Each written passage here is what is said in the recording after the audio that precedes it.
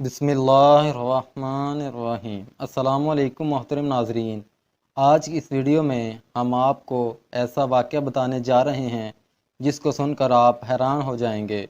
یہ واقعہ ہے ایک اللہ والے اور ایک خوبصورت عیسائی لڑکی کا۔ اس واقعے کو مکمل طور پر سمجھنے کے لیے اس ویڈیو کو اینڈ تک ضرور دیکھیے۔ محترم ناظرین، ایک اللہ والے نیک بزرگ تھے۔ ایک دفعہ سفر کی غرض سے وہ عیسائیوں کی بستی کے قریب سے گزر رہے تھے۔ اس بستی کے اوپر سلیبیں لٹک رہی تھیں۔ تھوڑی دیر کے بعد وہ ایک کنویں پر عصر کی نماز ادا کرنے کے لیے وضو کرنے لگے تو وہاں پر ان کی ایک لڑکی پر نظر پڑی۔ وہ لڑکی نہایت ہی خوبصورت تھی۔ شیخ صاحب کے دل پر چھا گئی۔ شیخ صاحب کا سینہ وہیں علم سے خالی ہو گیا۔ بحکم اللہ تعالیٰ شیخ صاحب سے ہر چیز چھین لی گئی۔ اپنے مریدوں سے کہنے لگے، جاؤ واپس چلے جاؤ، میں ادھر جاتا ہوں جدھر وہ لڑکی ہوگی، میں اس کی تلاش میں جاؤں گا۔ مریدوں نے رونا شروع کر دیا۔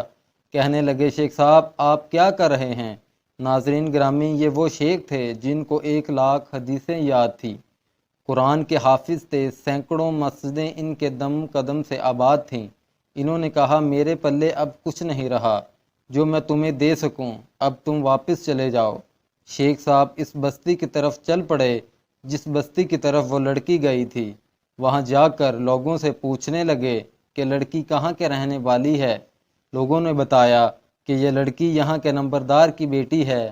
یہ شیخ صاحب اس نمبردار سے جا کر ملے۔ کہنے لگے، کیا تم اپنی بیٹی کا نکاح میرے ساتھ کر سکتے ہو؟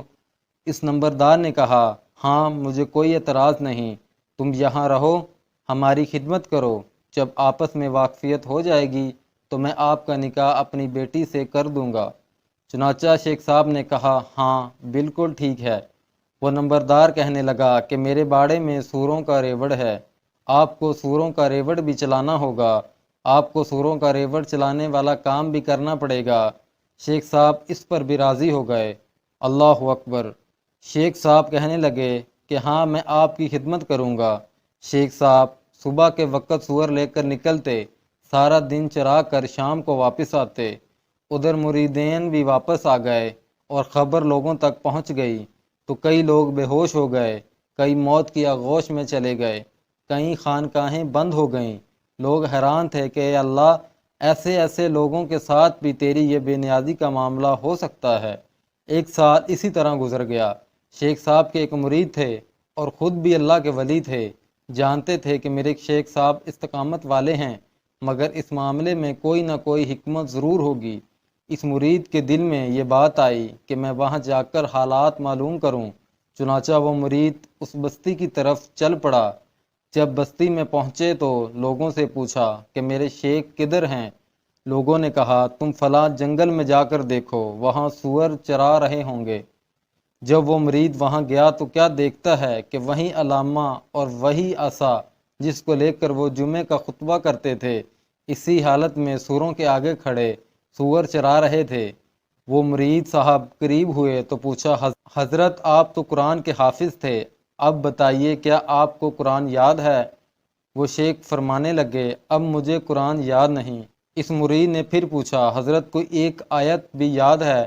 تو شیخ سوچ کر کہنے لگے، مجھے ایک آیت یاد ہے۔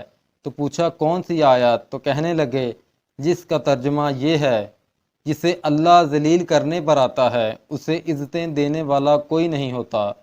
ناظرین گرامی، وہ شیخ پورا قرآن بھول گئے تھے اور صرف ایک آیت یاد تھی جو کہ ان کے حال سے ہی تعلق رکھتی تھی۔ مرید صاحب رونے لگ گئے کہ حضرت صاحب صرف ایک ہی آیات آتی ہے آپ کو؟ پھر دوبارہ پوچھا کہ حضرت آپ کو حدیثیں یاد ہیں؟ فرمانے لگے، ایک یاد ہے جس کا ترجمہ یہ ہے کہ جو دین کو بدل دے اسے قتل کر دو۔ یہ سن کر مرید صاحب پھر رونے لگے تو ان شیخ صاحب نے بھی رونا شروع کر دیا۔ کتابوں میں لکھا ہے، شیخ صاحب روتے رہے اور روتے ہوئے انہوں نے کہا، اے اللہ، میں آپ سے یہ امید تو نہیں کرتا تھا مجھے اس حال میں پہنچا دیا جائے گا۔ وہ شیخ صاحب رو بھی رہے تھے اور یہ فکرہ بار بار کہہ رہے تھے تو اللہ تعالیٰ نے شیخ صاحب کو توبہ کی توفیق عطا فرما دی اور ان کی کیفیتیں واپس لوٹا دیں۔ پھر بعد میں مرید نے صاحب سے پوچھا، یہ سارا معاملہ کیسے ہوا؟ شیخ صاحب نے فرمایا کہ میں بستی کے پاس سے گزر رہا تھا، میں نے سلیبیں لٹکی ہوئی دیکھی تو میرے دل میں خیال آیا کہ یہ کیسے کم عقل لوگ ہیں، بے وقوف لوگ ہیں جو اللہ کے ساتھ کسی کو شریک ٹھہراتے ہیں۔ اللہ تبارک تعالیٰ نے میری اس بات کو پکڑ لیا کہ اے شیخ، اگر تم ایمان پر ہو تو کیا یہ تمہاری عقل کی وجہ سے ہے یا میری حکمت کی وجہ سے ہے؟ یہ تمہارا کمال نہیں ہے، یہ تو میرا کمال ہے کہ میں نے تمہیں ایمان پر باقی رکھا ہوا ہے۔ اللہ تعالیٰ نے ایمان کا وہ معاملہ سینے سے نکال لیا کہ اب دیکھتے ہیں کہ تم اپنی عقل پر کتنا ناز کرتے ہو۔ تم نے یہ الفاظ کیوں استعمال کیا؟ تمہیں یہ کہنا چاہیے تھا کہ اللہ تعالیٰ نے ان کو محروم کر دیا ہے۔ تم نے عقل اور ذہن کی طرف نسبت کیوں کی؟ اس واقعے سے یہ سبق ملتا ہے کہ کبھی بھی بڑائی والی بات نہیں کرنی چاہیے، کیونکہ ہر حالت کی عطا اللہ تبارک تعالیٰ کی طرف سے ہوتی ہے۔ اللہ جسے چاہے نوازتا ہے اور اللہ جسے چاہے رسوا کرتا ہے۔ اگر کوئی نماز پڑھتا ہے تو یہ اللہ کی عطا ہے، اس میں اس نماز پڑھنے والے کا کوئی کمال نہیں، اور اگر کوئی نماز نہیں پڑھتا تو اللہ تعالیٰ نے اسے توفیق ہی نہیں دی۔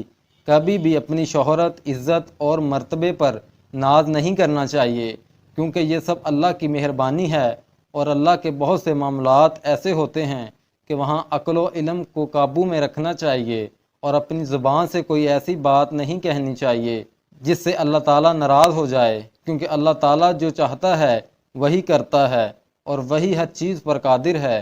اللہ تعالیٰ سے دعا ہے اللہ پاک ہمیں غرور و تکبر کرنے سے بچائے، اور اپنی خاص رحمت کے طفیل ہماری زبانوں اور عقلوں کی حفاظت فرمائے، اور ہمیں درست راہ سے کبھی نہ بھٹکائے، آمین۔